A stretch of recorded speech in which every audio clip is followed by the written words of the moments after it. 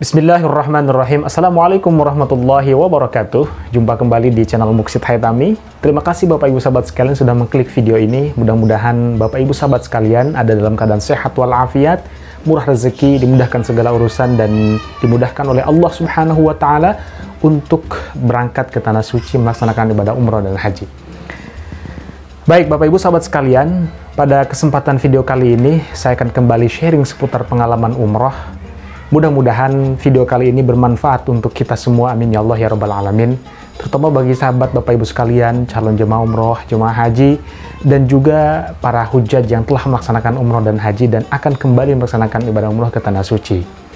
Nah, di video kali ini saya akan sharing seputar pengalaman umroh, di mana apa yang kita lakukan di tanah air betul-betul Allah tampakkan di tanah suci.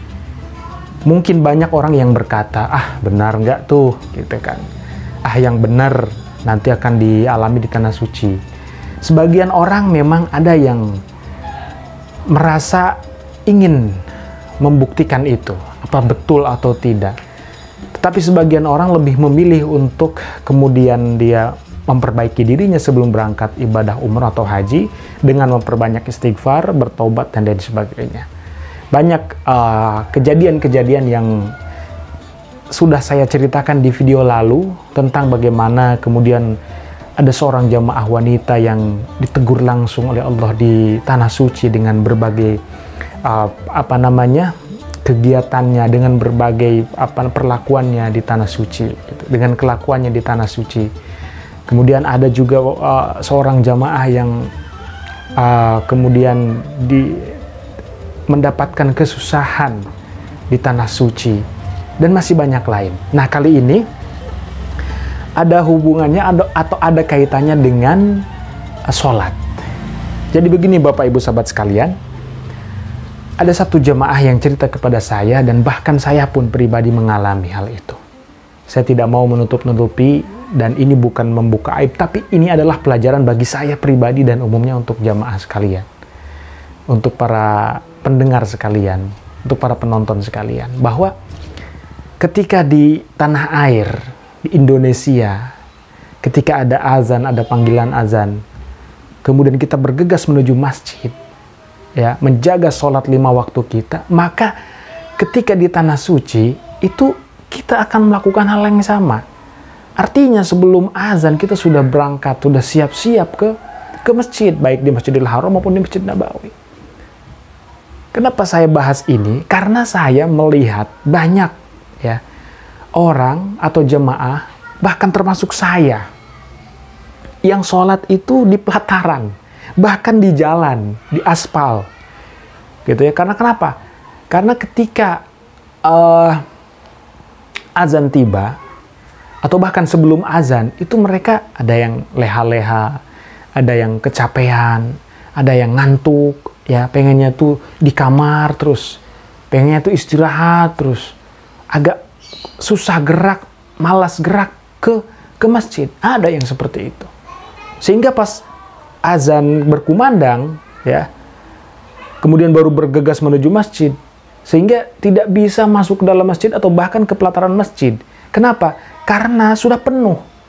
Bayangkan kalau di Mekah, Bapak Ibu sahabat sekalian, mungkin Bapak Ibu sahabat sekalian sudah pengalaman bahwa kalau kita ingin melakukan sholat berjamaah di dalam Masjidil Haram atau di Masjid Nabawi, kalau di Masjid Nabawi masih mending. Pas azan itu kita masih bisa lah dapat di dalam masjid, walaupun bagian belakangnya atau paling mentok ya di luar di pelataran Masjid Nabawi. Tapi kalau di Masjidil Haram jangan harap kita mau sholat di depan Ka'bah, di sekitar Ka'bah, belakang imam, tapi ke masjidnya itu setelah azan, jangan harap. Itu kalau kita mau sholat jamaah di dekat imam, di belakang imam di Masjidil Haram, kita harus ke masjid itu setengah jam sebelum azan. Karena kalau sudah mendekat azan atau bahkan sudah azan, itu askar, para penjaga Masjidil Haram, itu sudah berjaga di titik-titik pintu masuk, dan kita tidak boleh masuk. Ya paling kita diarahkan ke atas, ke rooftop, ya, ke lantai paling atas atau di bawah, atau tidak bisa masuk di luar, ya.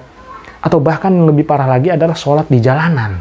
Ini yang ingin saya katakan, bahwa ini ada hubungannya dengan ibadah sholat yang kita lakukan di tanah air.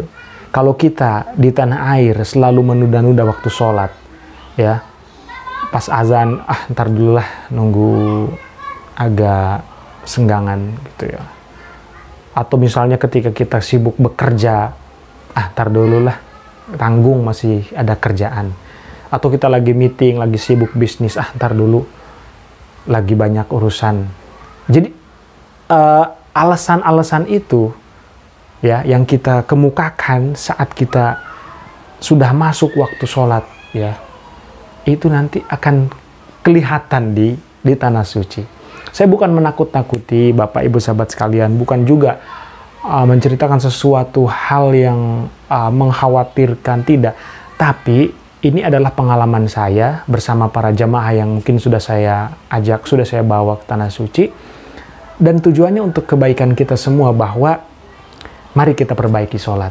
Saya ingat betul apa yang disampaikan oleh Ustadz As'ad Latif, bahwa kunci sukses itu ada 3. Yang pertama, menjaga dan memperbaiki sholat kita. Yang kedua adalah tidak menyakiti, mengganggu orang lain. Yang ketiga, memuliakan orang tua, baik orang tua kandung ataupun mertua, dan memuliakan istri. 3 hal itu yang membuat kita insya Allah sukses dunia dan akhirat. Walaupun saya belum sukses, belum berhasil, tapi mari saya mengajak Bapak Ibu sahabat sekalian untuk kita sama-sama menjaga dan memperbaiki sholat kita. Karena sholat juga adalah merupakan amalan yang paling pertama nanti akan dihisab oleh Allah. Ya, sebagaimana sabda Nabi, mohon dikoreksi, dibetulkan kalau salah, awwalu ma yuhasabul abdu bihi yaumal qiyamah as-shalah. Ya. Amalan paling pertama yang akan dihisab oleh Allah Subhanahu wa taala di hari kiamat adalah sholat. Ya, apabila sholatnya sudah betul, maka betul seluruh kegiatan, seluruh amalnya. Apabila sholatnya rusak, maka rusak seluruh amalannya. Nah, indikator daripada sholat kita sudah betul atau tidak, ya kita kembalikan ke Al-Quran. Ya, ada potongan ayat di dalam Al-Quran, inna sholata tanha 'anil fahsya'i wal munkar. Sesungguhnya sholat itu dapat mencegah perbuatan keji dan mungkar. Artinya kalau kita sholat, kemudian perangai kita masih belum bisa berbuat baik, atau perangai kita, sikap kita, perbuatan kita masih menyakiti orang lain, maka sholat kita tidak berefek. Kita sholat tapi kita masih menyakiti orang tua, sholat kita nggak berefek. Kita sholat 5 waktu, bahkan ditambah dengan sunnah-sunnahnya, tapi kita masih mengganggu orang lain, menyakiti orang lain, tidak baik dengan tetangga, maka sholat kita perlu dipertanyakan. Nah, indikator daripada sholat kita sudah baik atau tidak, maka lihat setelah sholat, kegiatan kita, amalan-amalan kita, apakah sudah betul atau tidak. Nah, Bapak Ibu sahabat sekalian, tugas manusia saling mengingatkan, sebagaimana dalam Al-Quran, wal asri innal insana lafi khusrin illa alladzina amanu wa amilus solihati wa tawasaw bil haqqi wa tawasaw bis sabr. Jadi semua manusia itu ada dalam kerugian kecuali orang yang beriman, orang yang berbuat amal soleh, kebaikan, dan orang yang senantiasa saling menasehati dalam kebenaran dan dalam sabar. Dalam hal ini saya sama-sama menasehati diri saya sendiri dan mungkin para pendengar, para subscriber sekalian, untuk sama-sama kita memperbaiki diri kita sebelum kita berangkat ke tanah suci, agar di tanah suci kita betul-betul diberikan hidangan oleh Allah, oleh Rasulullah yang terbaik untuk kita semua. Baik Bapak Ibu sahabat sekalian, demikian video saya kali ini, mudah-mudahan ada manfaatnya. Jangan lupa subscribe channel ini, dan insya Allah akan selalu ada video-video baru seputar umroh, haji, cerita-cerita umroh, cerita haji, dan pengalaman umroh, pengalaman haji, juga kisah-kisah yang ada di Tanah Suci, Mekah, Madinah, dan juga sekitarnya. Wassalamualaikum warahmatullahi wabarakatuh.